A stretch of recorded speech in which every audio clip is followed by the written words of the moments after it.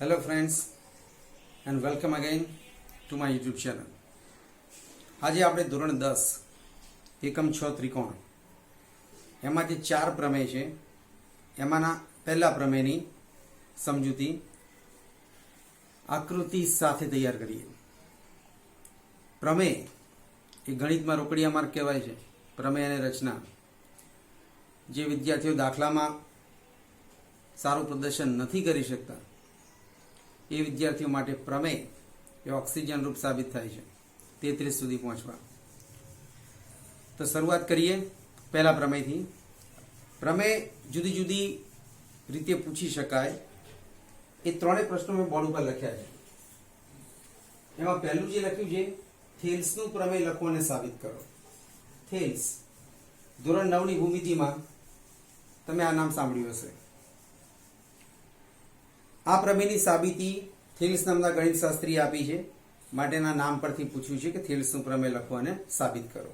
આ પ્રમેય એ સમપ્રમાણતાના મૂળભૂત પ્રમેય તરીકે પણ ઓળખાય છે. એટલા માટે બીજી રીતે પૂછે કે સમપ્રમાણતાનો મૂળભૂત પ્રમેય લખો અને સાબિત કરો. અથવા જે થર્ડ મેથડ છે સાબિત કરો કે ત્રિકોણની કોઈ એક બાજુને સમાંતર રેખા એ બાકીની બે બાજુને બે ભિન્ન બિંદુમાં છેદે તો તે રેખા વડે તે બે બાજુઓનું સમાન ગુણોત્તરમાં વિભાજન થાય છે. આ સ્ટેટમેન્ટ પણ તમારે મોઢે યાદ રાખવાનું છે.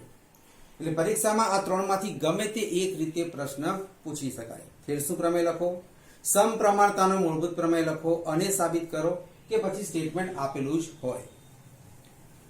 હવે પ્રમેય જ્યારે આપણે લખીએ છીએ તો પ્રમેયના મુખ્ય ત્રણ અંગો છે: પક્ષ, સાધ્ય અને સાબિતી. તો પ્રમેયનું જે સ્ટેટમેન્ટ છે એની ઉપરથી પહેલા આકૃતિ સમજીએ અને પછી પક્ષ, સાધ્ય, સાબિતી દ્વારા પ્રમેયની સમજૂતી. તો જુઓ, ત્રિકોણની કોઈ એક બાજુ. તો ત્રિકોણ આકૃતિમાં તમે જુઓ છો, મેં એક ત્રિકોણ દર્શાવેલો છે જેને નામ આપ્યું છે ત્રિકોણ ABC.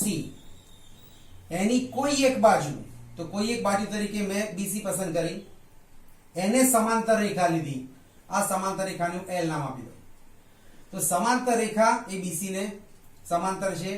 બાકીની બે બાજુઓને બે ભિન્ન બિંદુ P અને Q માં છેદે છે.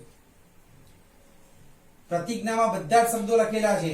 એકી એક શબ્દને પકડવાના છે. ત્રિકોણ તો ABC, કોઈ એક બાજુ તો BC, એને સમાંતર રેખા તો L, બાકીની બે બાજુ AB અને AC, બે ભિન્ન બિંદુમાં તો P અને Q માં છેદે છે.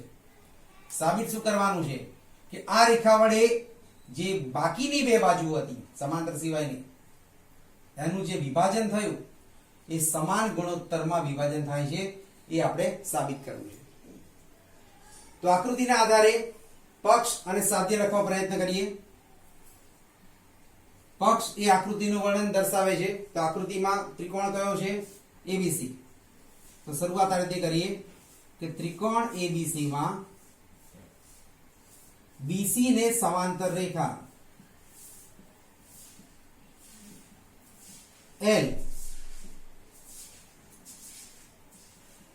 એ AB અને AC ને, એટલે કે બાકીની બે બાજુ, અનુક્રમે P અને Q બિંદુમાં છેદે છે. આકૃતિ પરથી જ લખવાનું છે, કશું જ ગોખવાની જરૂર નથી. ત્રિકોણ ABC એનો પાયો એટલે કે BC, એને સમાંતર રેખા લીધી L, AB ને P બિંદુમાં, AC ને Q બિંદુમાં છેદે છે. સાબિત શું કરવું છે? તો બાકીની બે બાજુઓનું જે વિભાજન થયું એ ટુકડાનો આપણે ગુણોત્તર લઈએ. AP upon PB, AP upon PB, તો સામે AQ upon QC. આ સૂત્ર આપણે સાબિત કરવું છે. એટલે પ્રમેયની પ્રતિજ્ઞા ઉપરથી પહેલા આકૃતિ દોરી, એના આધારે પક્ષ અને સાધ્ય. હજુ આકૃતિમાં તમને વધારાના રેખાખંડ દેખાય છે. એની શરૂઆત સાબિતીથી કરીશું. તો જુઓ, આ ત્રિકોણ ABC માં રેખા L દોરી તો ઉપર એક બીજો નાનકડો ત્રિકોણ તૈયાર થયો. નામ આપું ત્રિકોણ APQ. તો એમાં આપણે બીજા બે લંબ રેખાખંડ જોઈ શકીએ છીએ.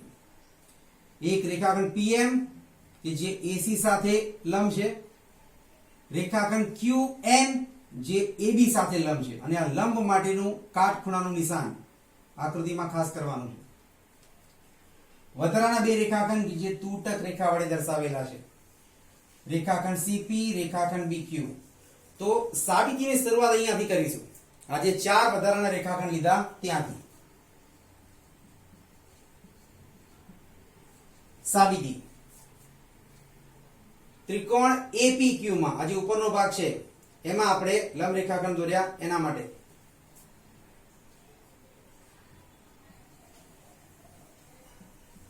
ત્રિકોણ ABC માં રેખાખંડ QN લંબ આજે ઊંધો ટી કર્યો એને આપણે લંબ વાંચીશું. રેખાખંડ QN લંબ રેખાખંડ AB જ્યાં n belongs to Rekha AB એટલે કે બિંદુ n રેખા AB પર છે. આવું જ વાક્ય બીજા વેધ માટે લખવું છે તો બીજો વેધ PM છે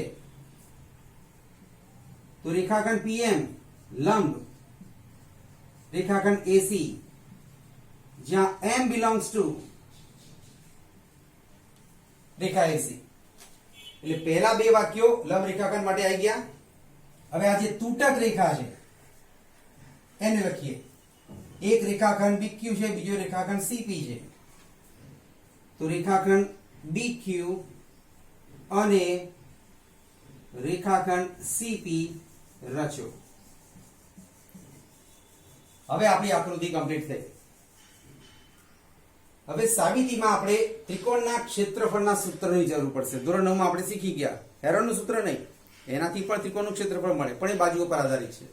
એ સિવાય ત્રિકોણના ક્ષેત્રફળનું જે સૂત્ર હતું 1/2 ગુણ્યા પાયો ગુણ્યા પાયાને અનુરૂપ વેધ, એ સૂત્રનો ઉપયોગ કરીશું. હવે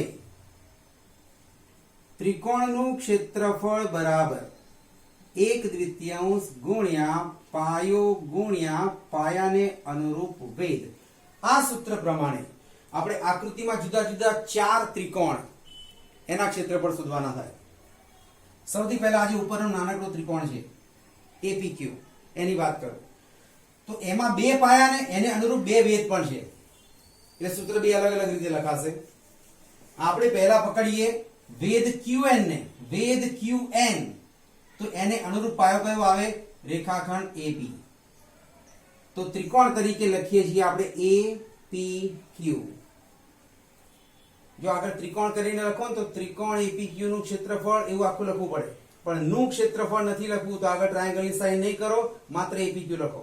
APQ is equal to 1/2 ગુણ્યા પાયો ગુણ્યા વેધ. તો આકૃતિમાં જુઓ આ ત્રિકોણ APQ છે, એમાં પાયા તરીકે આપણે AP વિચારીએ, રેખાખંડ AP, તો એને અનુરૂપ વેધ આવે QN. તો પાયો લઈએ AP, વેધ લઈએ QN. આને આપીએ પરિણામ નંબર 1. હવે એ જ રીતે નીચે આ રેખા એલની નીચેની બાજુ ત્રિકોણ BPQ, આટલો ભાગ હું જે રેખાંકિત કરું છું તે BPQ, આનું ક્ષેત્રફળ લખવું છે. તો એના માટે આ QN તો વેધ રહેશે જ, પણ એને અનુરૂપ પાયો, તો પાયામાં યાદ રાખજો ખાલી આટલો જ ભાગ લખાશે PB, ત્યાં NB લખાય નહીં, કારણ કે આ જે રેખાખંડ PN છે એ ત્રિકોણનો ભાગ નથી. એટલે હવે જો આપણે ત્રિકોણ BPQ નું ક્ષેત્રફળ શોધવું હોય તો પાયા તરીકે લખીશું PB અને વેધ તરીકે લખીશું QN. તો APQ નું ક્ષેત્રફળ એના પછી ત્રિકોણ BPQ નું ક્ષેત્રફળ બરાબર 1/2 ગુણ્યા પાયો ગુણ્યા વેધ. વેધ QN જ રાખવાનો છે આકૃતિ પરથી, એને અનુરૂપ પાયો PB. પરિણામ નંબર 2. હવે આ જે બે પરિણામ દેખાય છે એનો આપણે ગુણોત્તર લઈએ. પરિણામ 1 અને 2 પરથી, અથવા પરિણામ 1 અને 2 નો ગુણોત્તર લેતા જો આપણે ગુણોત્તર લઈએ તો બંનેમાં ડાબી બાજુ આ લખાશે APQ upon BPQ. જમણી બાજુ તમે જોઈ શકશો કે 1/2 નો છેદ ઉડી જાય, સમાન વેધ તરીકે QN નો છેદ ઉડી જાય, બાકી શું વધ્યું તો AP/PV, આને આપી દઈશું પરિણામ નંબર 3. જે રીતે APQ અને BPQ નું ક્ષેત્રફળ શોધ્યું, તો APQ માં વેધ QN સિવાય પણ બીજું એક વેધ છે PM. તો હવે આપણે ફરીથી APQ નું ક્ષેત્રફળ લખીએ પણ વેધ PM ના આધારે. ફરીથી ત્રિકોણ APQ નું ક્ષેત્રફળ 1/2 ગુણ્યા પાયો ગુણ્યા વેધ, વેધ તરીકે આ વખતે PM રાખવું છે, PM. જો PM ને વેધ લઈએ તો એને અનુરૂપ પાયો આવે AQ. આને આપીએ પરિણામ નંબર 4.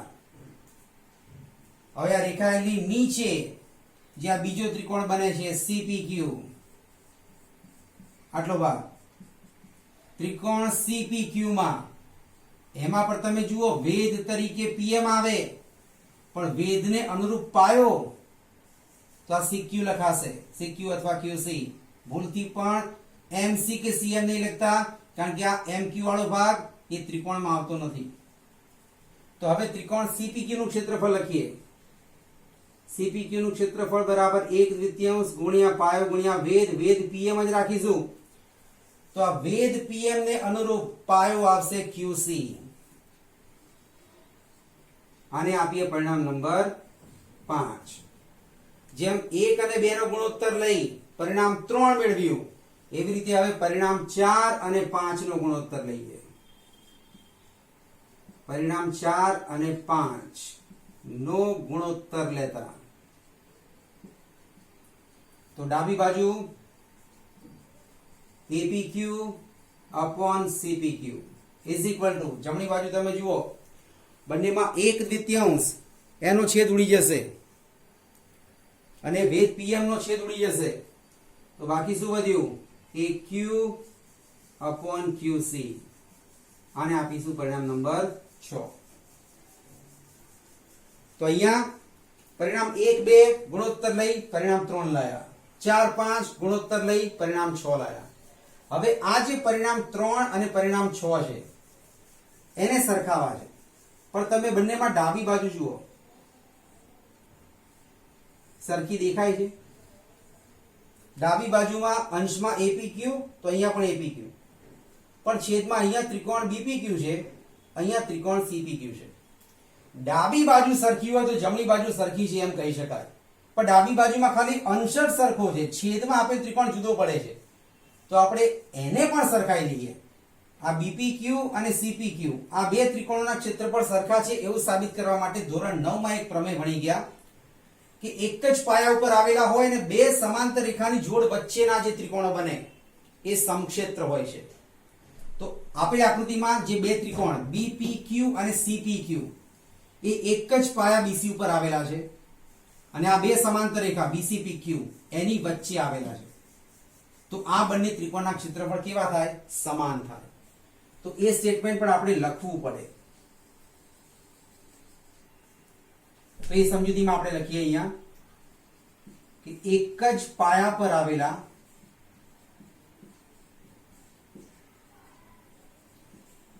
બે સમાંતર રેખાની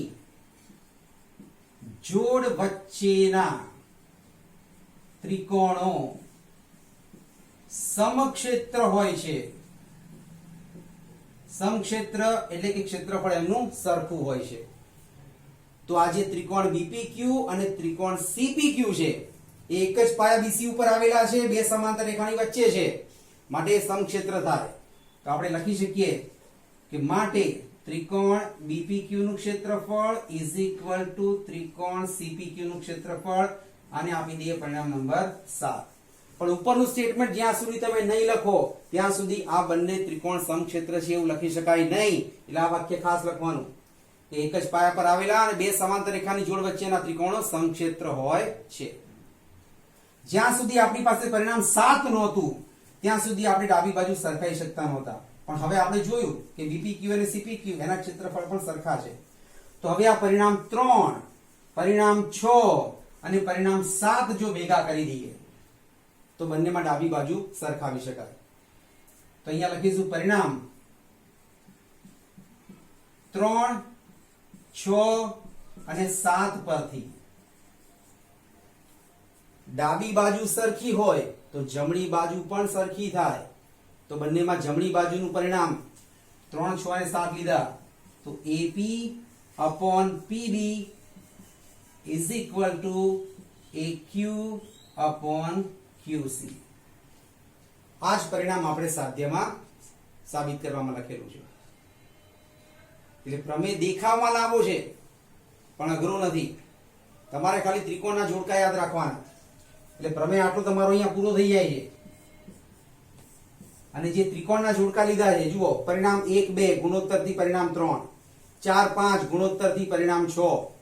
બે ત્રિકોણ જુદા પડ્યા પણ એક સ્ટેટમેન્ટનો ઉપયોગ કર્યો, એની ઉપરથી એ બંને ત્રિકોણને પણ સમક્ષેત્ર સાબિત કરી દીધા. અને ત્રિકોણના જે નામ છે એ પણ યાદ રાખવા ઈઝી પડે એવા જુઓ, ખાલી પહેલો અક્ષર જ બદલવાનો છે. ત્રિકોણ APQ, ત્રિકોણ BPQ. પહેલો અક્ષર બદલ્યો, A અને B, પાછળ PQ કોમન છે એટલે યાદ જ આપણને રહે કે APQ BPQ, એની ઉપરથી ગુણોત્તર. પછી જે બે લીધા એમાં ફરીથી જુઓ APQ CPQ. પહેલો અક્ષર જ બદલ્યો છે, A અને C, એનો ગુણોત્તર લઈ લો.